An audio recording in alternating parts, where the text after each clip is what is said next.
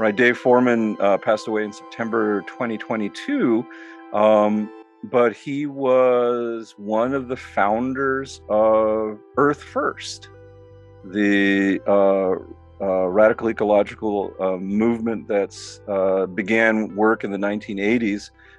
It's believed that he coined the idea of Earth First in about 1980, and then became the driver behind the Earth First Journal. Yeah. And of course, Earth First being a group that broke away from the kind of mainstream conservationist environmental movement to emphasize the idea of radical direct action. A lot of it sort of grabbed from the labor struggle, a lot of it sort of ideas of monkey wrenching and sabotage and so forth, in service of protecting wilderness and animals. And so, of course, Earth First became very controversial in the 80s and 90s, started to get a lot of surveillance from the US government, particularly FBI, for some of the kinds of tactics that were advocated by some sectors in Earth First. And Foreman was surveilled heavily by the FBI, of course, at the time, as quote unquote, as they use that term, an eco-terrorist, or at least traveling in those circles, right, or were fellow travelers of folks like that. But he was a controversial figure. I want to note this in thinking about this, that he came from a very interesting background. He started off as a young person, as a conservative, Yes. a Goldwater conservative. Right. He was part of the Young Americans for Freedom, Yeah. and then had this movement. Sort of, he moved into environmental politics, but always with a kind of perhaps we might say a conservative bent in ways. He left Earth First, I think, in 1990, somewhere around there, when different members of Earth First started to think about the intersections of environmental work with social justice concerns, labor concerns, racial justice concerns, and he would have none of that. And so he broke from Earth First, I think, in the early 1990s. But he also had some sort of controversial positions. He was working with the Sierra Club in the 1990s on the board of directors, but he eventually broke away from the Sierra Club because he felt that they didn't seriously take into consideration the importance of having immigration restriction. So he Right. very much believed in closed borders in order to protect the environment. He believed that immigrants and immigration was dangerous for animals and the environment. And he seems to have been, in doing some research about this, I hadn't heard about this before, but I guess in 1986 he got a lot of flack, and rightly so, for some comments that he made about the Ethiopian hunger crisis that was going on Right. at the time. It seems here that he advocated for not sending any emergency assistance to Ethiopia to handle the famine that was taking place there, that was killing tens of thousands of people. He made some comment that it was important for nature to take care of her own, or something or others, essentially suggesting that a lot of people need to die for the earth to heal itself.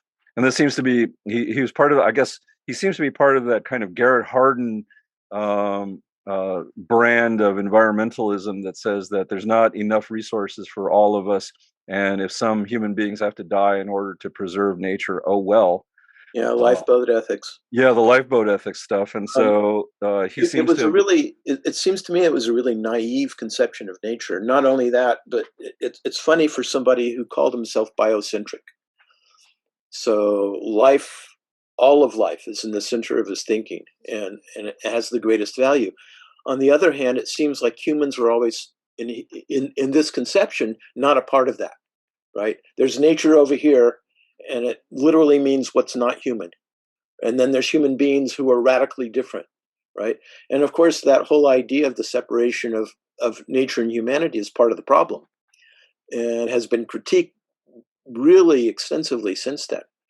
Um, And in the time he was making those kinds of arguments about immigration and all that, the social justice critics were bringing this to his attention, saying, why are you considering that, like, the famine in Ethiopia had also political reasons. It was partly an artificial or human made, right, famine, having to do with power and how it's structured, um, and and its impact on local ecologies, like neoliberalism's impact on local ecologies. So there's all these ways he wasn't thinking about how ecological problems are really political problems that deeply involve the way that we envision ourselves, whether or not we consider ourselves as humans as part of nature, and what that means to be a part of nature, truly.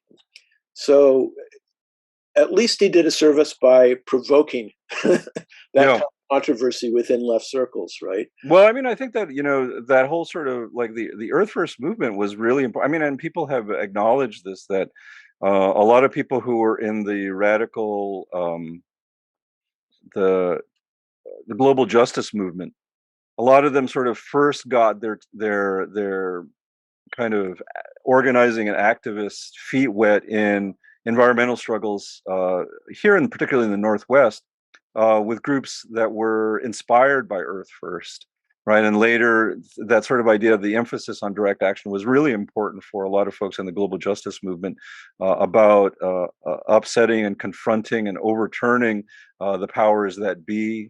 So we talk about what happened with Seattle in 1999. I think that there are some connections to be drawn to the environmental struggles of the early 90s. Um, thinking about tactics and struggle, and thinking about how to confront power. A lot of that stuff develops, I think, out of the Earth First movement in 1980s. And I think like the handbook of direct action that Earth First had was, I think, really influential for a lot of activists in thinking about what are the exact ways in which we go about preventing certain kinds of harms going on. You can see a lot of those kinds of tactics then being replicated in places Yes, like Genoa and yes, Seattle and so forth.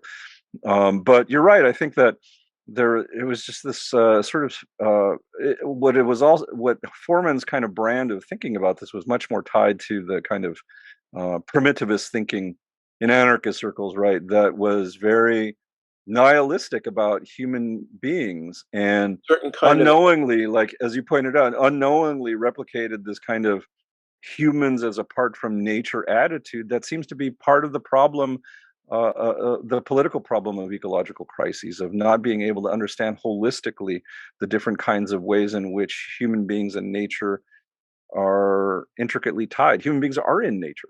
I mean, I think that this is why, uh, uh, Bookchin's work is so important at this time as a counterpose to some of this thinking, right?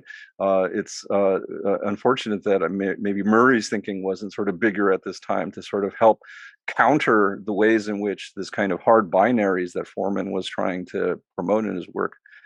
Maybe this could have been short circuited a little bit more. and I think we haven't. I mean, I think there's a lot of room for developing this whole idea of what does it mean that humans are part of nature? What do we mean by nature? There's a whole set of assumptions that come with that word, you know, at least in Western philosophy, right? And a whole set of assumptions about, well, really, humans are the only rational animals. We're the only ones who, I mean, it goes so far as to the old critique of, other animals are like machines. They don't have feelings. They don't have consciousness. So nature's this kind of, in a way, a dead zone. And then humans are the only place you could really find life worth valuing. So to say that humans are a part of nature, for some people, that's degrading humans because it's moving humans into that dead zone, right? And say, well, no, because we have freedom, we have choice, we can think things through and all that. And say, well, but if we're part of nature, maybe those capacities are inherent in nature.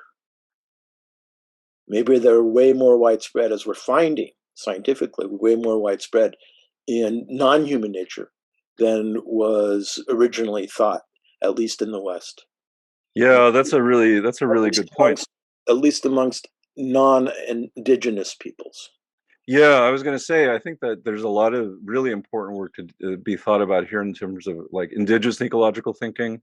I know that Vandana Shiva has done a lot of these kinds of critiques this way too, thinking about the ways in which the West promotes, she calls it the dead earth perspective, Yeah, that the earth is just kind of a, like you said, a dead zone or just as objects, and that the dynamic creativity is really of human rationality. Um, and so she wants to promote a sort of a living kind of earth thinking that is much more closer to the idea that you were suggesting, that the earth is a living being. We are enmeshed in that, and to think about models that help us to think about that is really the important work that needs to be done. And yeah, I would say that Dave Forman really wasn't at the forefront of a lot of that work at that time. but he provoked it. He He did provoked provoke. I that mean, discussion, yeah, it did and provoke this discussion. and it looks like he himself, in the last 10, 15 years of his life, was moving toward a more sophisticated understanding of the kinds of questions we're talking about. Yeah. Um, so people change.